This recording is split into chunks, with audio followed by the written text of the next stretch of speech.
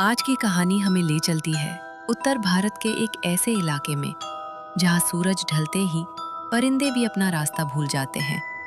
एक ऐसा गांव जहां की हवाओं में नमी नहीं बल्कि एक अजीब सा डर घुला हुआ है। कहानी है बिसाऊ गांव की। बिसाऊ जो घने जंगलों की गोद में बसा है। यहाँ के लोग सीधे सादे हैं, पर उनकी आंखों में एक सदियों पुराना खौफ रहता है। गांव के किनारे पर एक पुराना जर्जर मकान था, जिसके बारे में कहा जाता था कि वहां वो रहती है। लोग उसे परछाई कहते थे।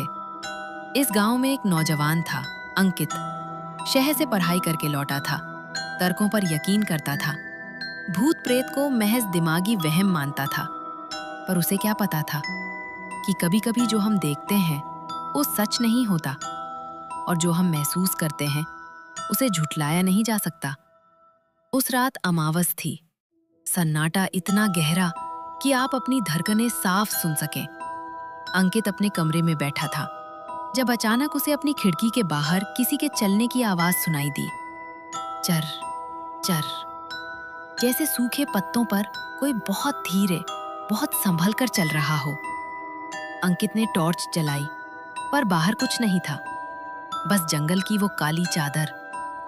वो सोने की कोशिश करने लगा, पर तभी उसे महसूस हुआ कि कमरे का तापमान अचानक गिर गया है। उसके गले में जैसे कोई अदृश्य हाथ कस रहा हो। उसने अपनी आंखें बंद की, पर बंद आंखों के पीछे उसे वही जर्जर मकान दिखने लगा।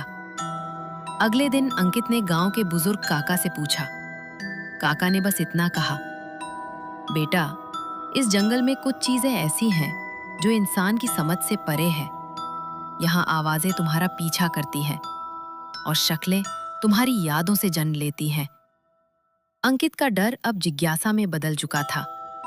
वो उस जर्जर मकान की ओर खिंचा चला गया। जैसे जैसे वो करीब पहुंचा, उसे अपनी माँ की लोरी सुनाई देने लगी।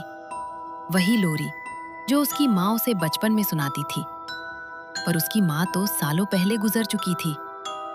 वो मकान के अंदर गया। वहां धूल की मोटी परत थी, पर जमीन पर पैरों के ताजा निशान थे।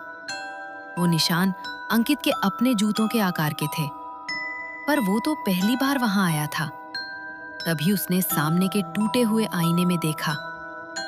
आईने में उसका अक्स नहीं था, वहां कोई और खड़ा था, वही अंकित। पर उसकी आंखें पूरी तरह काली थी और उसके चेहरे पर एक ऐसी मुस्कान थी जो किसी इंसान की नहीं हो सकती। अंकित वहां से भागा, बेतहाशा भागा। वो अपने घर पहुंचा, दरवाजा अंदर से बंद किया और हांफने लगा। उसे लगा वो सुरक्षित है। तभी उसके कान के पास बहुत नजदीक से एक फुसफुसाहट आई। अंकित, बाहर क्यों भाग रहे हो? मैं तो अंदर हूं। अंकित का दिल बैठ गया। उसने धीरे से सिर घुमाया। कमरे के कोने में साए के बीच उसे वही वो दिखी। पर उसका चेहरा, वो चेहरा अंकित का अपना था। सुबह जब गांव वाले उसके घर पहुंचे तो दरवाजा अंदर से बंद था, खिड़कियां बंद थीं। अंकित कमरे के बीचों बीच बैठा था, बिल्कुल शांत। उसकी आंखें खुली थीं, पर उनमें कोई चमक नहीं थी। वो बस दीवार को घूर रहा था और एक ही बात दोहरा रहा था, उसने मुझे देख लिया या मैंने उसे देख लिया। गांव वाले कहते हैं कि अंकित वापस तो आ गया है, पर वो अंकित नहीं है। असली अंकित शायद उसी मकान की चौखट के उस पार रह गया है। पर सच क्या है? क्या वो कोई साया था, या अंकित के अपने अंदर का कोई दबा हुआ डर? या शायद हम सब के अंदर एक ऐसी ही परछाई रहती है जो बस सही वक्त का इंतजार कर रही है?